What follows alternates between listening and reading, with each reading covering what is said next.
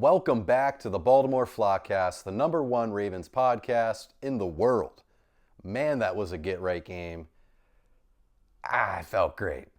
Gotta say, even with Derrick Henry not doing what we thought or imagined he could do, just an absolute great day to be a Ravens fan. I gotta be honest, this feels a lot better to prep and get ready for compared to last week's episode with the post-game episode that was. And you can probably tell with how fast this is coming out compared to last week. And I'm sorry, I did kind of like allude to that these would be dropping as soon as the game ends. But guys, let's be honest. It's Sunday. After the Ravens are done playing, it's 4 o'clock. There's still football on. I'm going to watch it. Can't really blame me. Man, that was a get-right game. We had 21 points off of turnovers against the Cleveland Browns and a blocked punt. That was just a stellar game. I mean, let's be honest here, especially on the offensive side of the ball in the first half, weren't looking too good. But just coming together, especially having the defense be the anchor that pulls us together and wins the game, it felt really good. Because we looked amazing on offense week one, defense was shoddy. And I guess we get a flip to remind us that, hey, we can't all have it good at once, but we were going to win games. But 21 points off of turnovers was absolutely amazing. Love seeing Roquan run that back for a touchdown. Shout out to Roquan Smith. I guess unofficial uncle of my son, but we'll get into that later. Tyler Loop, this was, man, I don't want to get into the Loop argument already, but this one did kind of bother me. Tyler Loop, this is his third time this year that during the kickoff, he's gotten the penalty where he's kicked it out of the, I guess the term is kicking zone. I know this is a change for Tyler because they don't have these rules in college, but 3 penalties in 2 weeks for this is not good. And I at least noticed that I'm the only one really complaining about this on Twitter. I know he's not missing kicks that change the score for us, but when the other team starts at the 40-yard line, that's a pretty big issue we're having here. We're really dropping the ball. 3 times in 2 weeks, I guess it's something for us to keep our eyes on. But man, Tyler, if you're going to keep doing this, we're going to get angry and we're going to have to talk. Especially because you didn't answer me about coming on the show for an interview. But that's okay. John Hoyland didn't either, so can't complain too much. I will say, though, just about all of the predictions we had for our Browns preview kind of came to life for the most part. I think we said it would be 44-10, so pretty close on the score, for being honest. Said Flacco would do, well, this is not a crazy take, but Flacco would do a lot of checkdowns, but I said to the likes of Dylan Sampson and Harold Fannin, did see a large majority of his checkdowns to those two. And this is one that did hurt. I did say that I thought this game would lead to a blowout, and it would get to the point where Flacco's obviously put on the bench and they let one of the young guys in. But now, unfortunately, I also said that this would start the discussion of, oh, should we start benching Flacco? Should we go to the young guys? And unfortunately, this is starting to come up more in the Cleveland media space. I know it's not a Browns podcast, but we support Joe here. And it is unfortunate because they are still winless. And obviously, they know they're not going to go on a tremendous run this year and go to the playoffs. So we might have just put the nail in the coffin to Joe Cool's career. But if you guys did not listen to one of our previous episodes, I did point out that, hey, it only makes sense and feels right for Joe to spend his last year of his career in Baltimore as a backup quarterback next year. That'd be pretty amazing. Even if he doesn't do that, just signing his final day, like a one-day contract as a Raven, of course, would be tremendous. What else do we got? Yeah, Derrick Henry being held. Might as well keep going on the negative news here because I'm a negative guy, I guess. Man, Derrick Henry was held to 23 yards. That's one prediction I did not get right. I thought that Derrick Henry was going to have a violent game, especially with how he fumbled against the Bills. But he fumbled yet again. fumbled here against the Browns and only had 23 rushing yards, which is pretty concerning, I'll be honest. I'm not freaking out about this because at the end of the day, we still have Derrick Henry playing running back for the Baltimore Ravens, and we have Lamar Jackson on the field at the same time. Not too worried about much here, but it does raise some red flags. I think that, possibly we could see a little bit more of our other backs get trickled in to spice up the game. I know Justice is doing a darn good job out there, but it would be a lot better to see whatever the healthy running back is, because we've been scratching Keaton Mitchell. But now with Rasheen Ali getting hurt with his concussion, we'll probably see Keaton playing on Monday against the Lions. So whoever is healthy or playing between those two should also be getting some reps, in my opinion.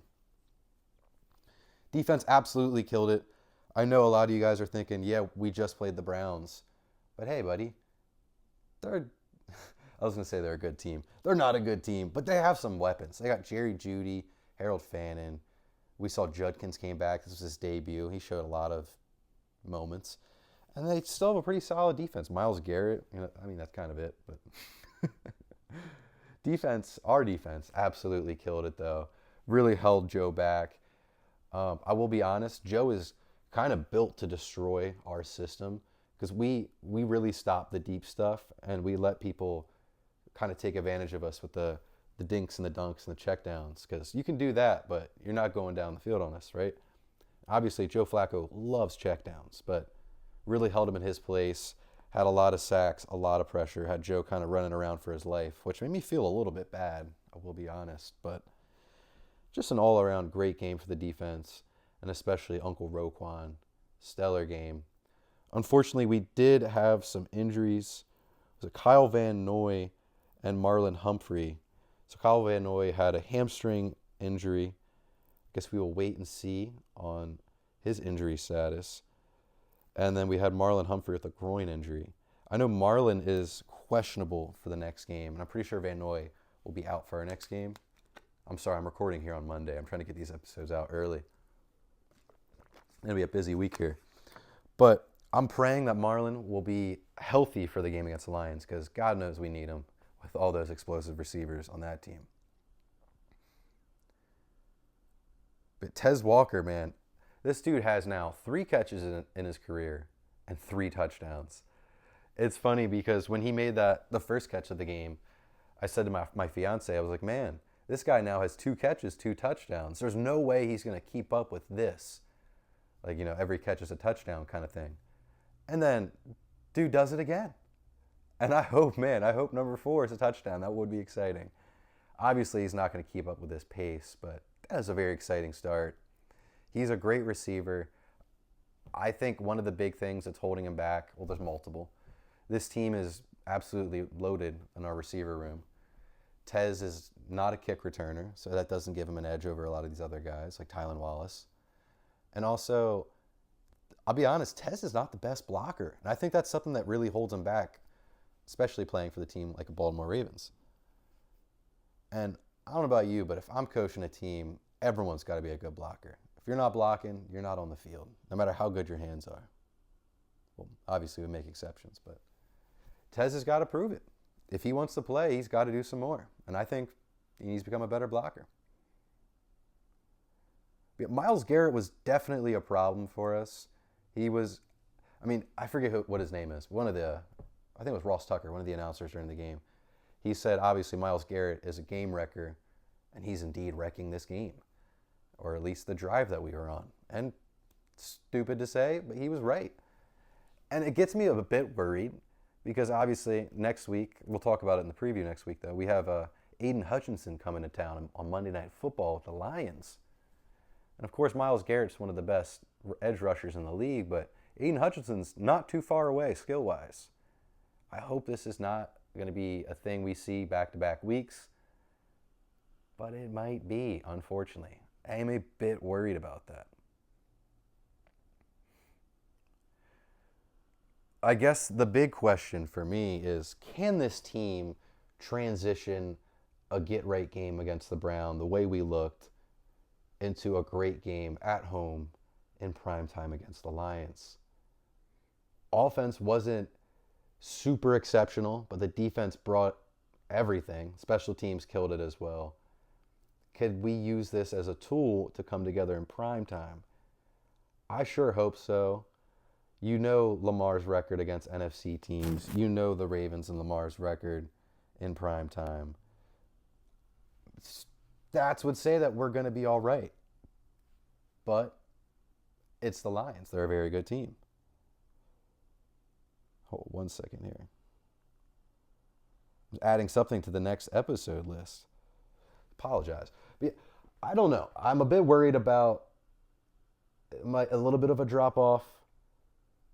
And also us having a little bit of hopium that we're stellar and we're okay after that hiccup against the Bills. Yes, we look good against the Bills, but we still lost. We got to keep in mind, we did pay the Browns. Is this the hopium that is going to kill us, playing a bad team like the Browns? No. I'm going to be the positive voice here. I think we're going to continue on this upward trajectory. And another big thing, I totally left this out. Oh my God.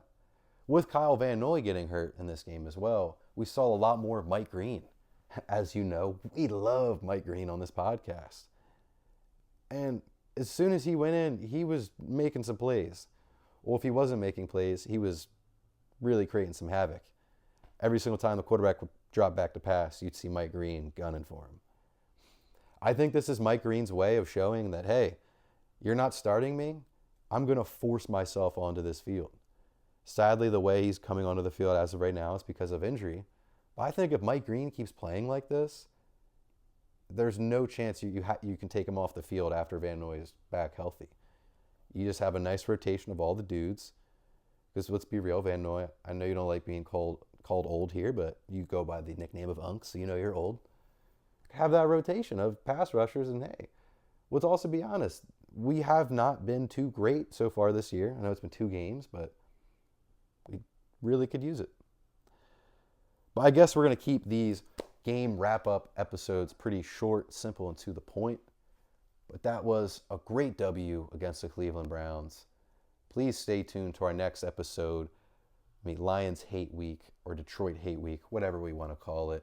But we'll see you next week. We appreciate you. Like, subscribe, give 5 stars, and share it with everyone that you know, with your auntie, with your grandma. See you next time.